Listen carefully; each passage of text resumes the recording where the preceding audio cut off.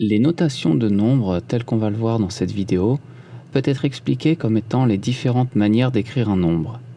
Nous allons commencer par voir les puissances de 10.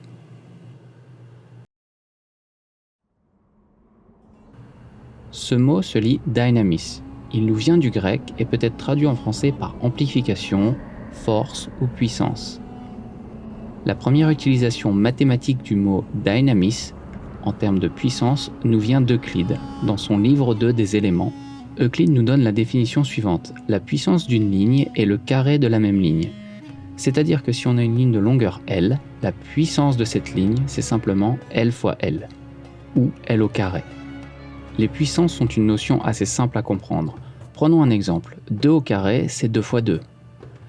2 au cube, ou 2 puissance 3, c'est 2 fois 2 fois 2. 2 puissance 4, c'est 2 fois 2 fois 2 fois 2. On va prendre par exemple 2 puissance 13, et on constate tout simplement qu'on a multiplié le chiffre 2 13 fois par lui-même. Cette règle est la même pour tous les chiffres. Si on prend 3 au carré, c'est 3 fois 3. 3 puissance 3, c'est 3 fois 3 fois 3. Et ainsi de suite. 3 à la puissance 13, on s'aperçoit qu'on a multiplié le chiffre 3 13 fois par lui-même.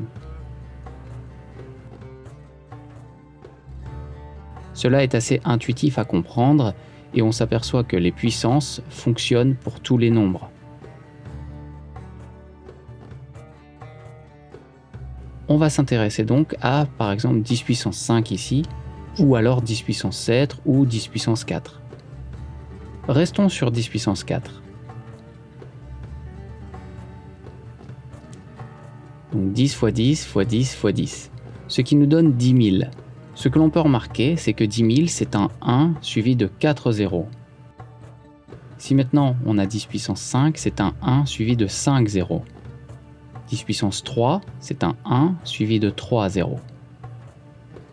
Un cas particulier étant 10 puissance 0 qui vaut 1. Si on continue, 10 puissance 9, c'est un 1 suivi de 9 zéros. On s'aperçoit que l'écriture à gauche est plus petite et donc plus rapide à écrire que l'écriture à droite. C'est en ça que les puissances de 10 sont intéressantes. On peut noter que 10 puissance k, c'est donc un 1 suivi de k0, avec k qui vaut 0, 1, 2, 3, etc.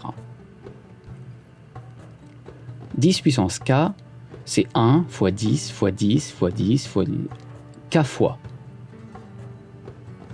Si maintenant, au lieu de multiplier par 10, on divise par 10. Donc au lieu d'avoir 1 fois 10 fois 10 fois 10, on a 1 divisé par 10, divisé par 10, divisé par 10, k fois. On va regarder ce que ça donne. On va prendre 1 divisé par 10, divisé par 10, ce qui fait 0,1 divisé par 10, ce qui donne 0,01. Si on divise par 10 à gauche, on s'aperçoit qu'à droite, on a donc ajouté un 0 entre la virgule et le 1. Si on divise de nouveau par 10, on s'aperçoit qu'on a encore ajouté un 0. Et ainsi de suite. Sauf que 1 divisé par 10, divisé par 10, etc., c'est un peu long à écrire. Revenons à 1 divisé par 10, divisé par 10, qui est en fait 1 divisé par 100, que l'on va écrire 1 sur 100. C'est un peu plus lisible. Maintenant, si au lieu de diviser par 100, on a 1 divisé par 1000, on s'aperçoit qu'on a 0,001. Si on a 1 divisé par 10 000, on a 0,0001. Sauf que, une fois de plus, l'écriture à gauche, tout comme l'écriture à droite, est un peu longue. Revenons encore une fois à 1 sur 100. 100, c'est 10 à la puissance 2. Maintenant, si au lieu de diviser par 10 puissance 2, on divise par 10 puissance 3, on a 0,001. Ce qui est pareil que 1 divisé par 10, divisé par 10, divisé par 10. Et si on augmente la puissance de 3 à 4, on voit qu'on a ajouté un 0 à nouveau. Puis par 5, etc. L'écriture de gauche est donc plus petite et plus compacte, et elle est plus facile à lire que l'écriture de droite. Arrêtons-nous à 1 sur 10 puissance 7 et regardons comment cela fonctionne. Il y a deux manières de voir ceci. On peut compter le nombre de zéros entre la virgule et le 1, c'est-à-dire 7 moins 1, donc 6 ici, ou alors on peut compter le nombre de chiffres après la virgule. il y a 7 chiffres après la virgule.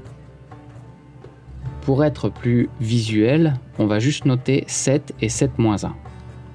Maintenant, si au lieu de faire 1 sur 10 puissance 7, on fait 1 sur 10 puissance 6, on voit qu'on a 6 chiffres après la virgule, ou alors 6 moins 1, 0 entre la virgule et le 1.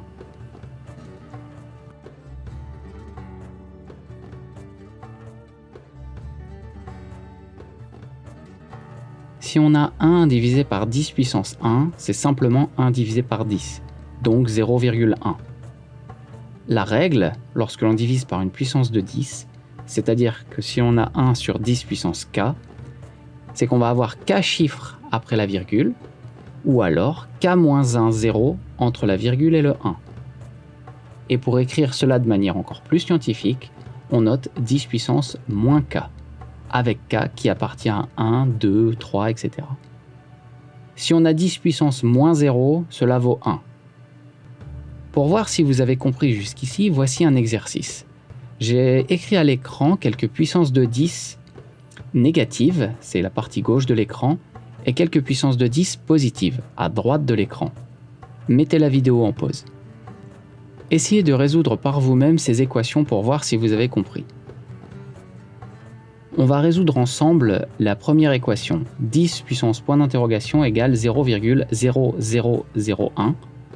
Donc ce que l'on va faire, c'est qu'on va compter le nombre de zéros entre la virgule et le 1. Ici, il y en a 3. 3, c'est 4 moins 1. Et donc, le résultat, c'est 10 puissance moins 4.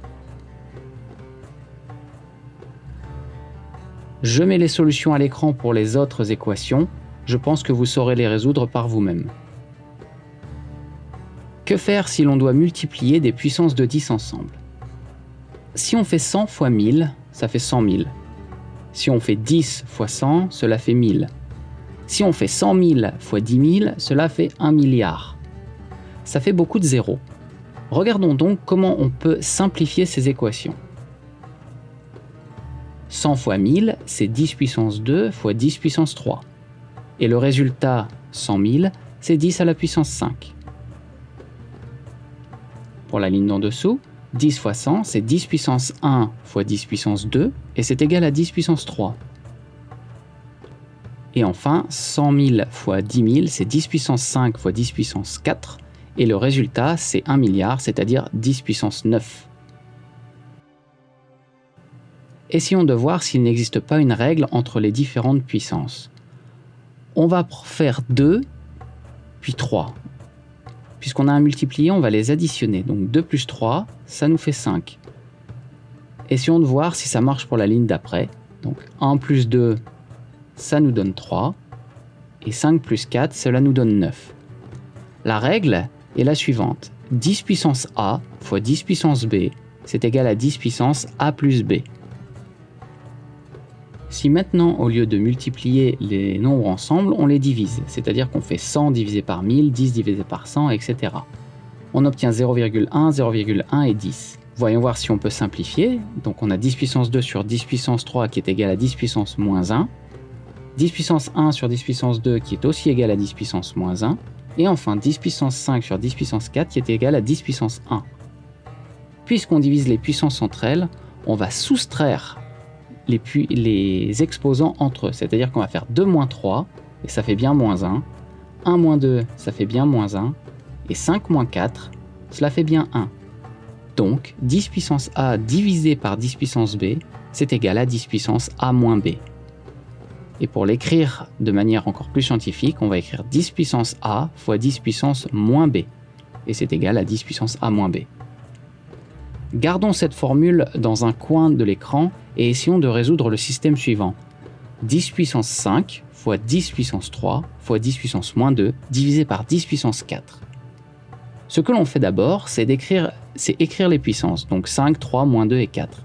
Puis ensuite, on transforme les signes multipliés par des plus et le signe divisé par un moins. Et on additionne 5 plus 3 plus moins 2 moins 4 est égal à 2. Donc le résultat est 10 puissance 2. Petite subtilité, si on divise par 10 puissance moins 4, en fait on a 5 plus 3 plus moins 2 moins 4, ce qui fait plus 4. Donc on a 5 plus 3 plus moins 2, donc moins 2, plus 4, ce qui nous donne 10. Et le résultat final ici est donc 10 à la puissance 10. J'espère que cette vidéo vous a aidé à comprendre un petit peu mieux les puissances de 10. Je mets à l'écran les formules que l'on a utilisées et que l'on a vues dans cette vidéo en guise de rappel. Merci d'avoir regardé cette vidéo. J'espère qu'elle vous aura aidé donc à comprendre le principe des puissances de 10. C'est important de comprendre les puissances de 10 car cela va nous permettre de comprendre comment écrire un nombre de manière scientifique. Essayez de faire quelques exercices par vous-même, mais ne vous inquiétez pas si vous faites des erreurs, c'est normal. Bon courage et à bientôt!